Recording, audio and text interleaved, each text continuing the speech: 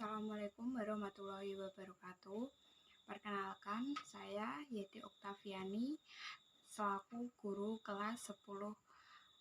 Di sini saya akan menyampaikan materi terkait teks anekdot. Sebelumnya, saya akan membacakan tujuan pembelajaran yang akan kita capai di akhir pembelajaran. Yang pertama, peserta didik menganalisis struktur dan kaidah kebahasaan teks anekdot secara cermat. Yang kedua, peserta didik menulis teks anekdot sesuai struktur dan kaidah kebahasaan secara kreatif dan kritis. Dan yang terakhir, peserta didik menampilkan teks anekdot dengan bermain peran secara kreatif dan kritis. Ya, apa sih teks anekdot itu? Teks anekdot merupakan teks yang berisi kritikan yang di dalamnya terdapat humor atau kelucuan. Nah, seperti pada gambar di samping ini yang menunjukkan bahwa BBM ada seorang pengendara motor yang diminta untuk pelan-pelan karena harga BBM yang tinggi. Kita tahu bahwa rata-rata di Indonesia harga BBM itu naik. Nah, maka dari itu banyak sekali masyarakat yang keberatan akan harga BBM tersebut, bukan BBM-nya yang dianggap berat. Nah, ini merupakan bentuk sebuah kritikan yang di dalamnya ada rumornya.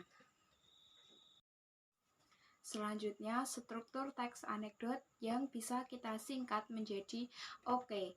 Huruf yang pertama yaitu O untuk orientasi yang berisi tentang pengenalan tokoh dan juga latar yang ada dalam sebuah teks anekdot. Ya, yang kedua adalah K, komplikasi yang berisikan munculnya masalah sampai dengan puncak masalah yang dikenal sebagai klimaks. Dan yang terakhir adalah evaluasi, berupa pesan moral yang dapat kita ambil dari cerita teks anekdot yang telah kita baca ataupun kita dengar.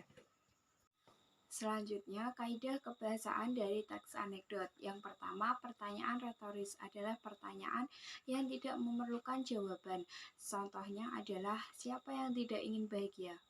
Siapa yang tidak butuh uang? Nah, itu sebuah pertanyaan yang tidak perlu dijawab karena kita yang bertanya itu sudah mengetahui jawabannya dan hanya bertujuan sebagai penegasan saja. Nah, yang kedua yaitu majas sindiran. Sindiran yang pertama yang paling halus adalah ironi. Contohnya, wah, berangkatmu pagi sekali ya, sampai pembelajaran sudah selesai kamu baru datang. Nah, yang kedua yaitu ada majas sinisme, merupakan sindiran yang sedang. Contohnya, untuk apa ada peraturan kalau tetap saja dilanggar? Dan yang terakhir adalah majas sarkasme, merupakan majas yang paling kasar. Contohnya adalah, sudah tahu tidak punya uang, hobinya mau jalan-jalan, mimpi kali ya. Nah, yang ketiga adalah kata kerja material. Di dalam teks anekdot ini menggunakan kata kerja material yang berupa kata kerja yang dapat dilihat secara langsung. Contohnya mencuci, memasak, memakan. Nah, ini ada aktivitas yang dapat dilihat oleh orang lain.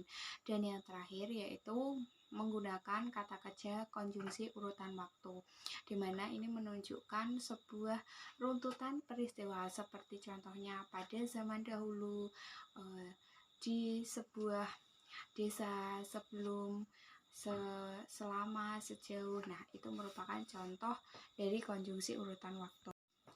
Sekian materi yang dapat saya sampaikan. Terima kasih atas perhatian yang telah diberikan. Wabillahi taufiq wal hidayah. Wassalamualaikum warahmatullahi wabarakatuh. Sampai jumpa di pertemuan selanjutnya.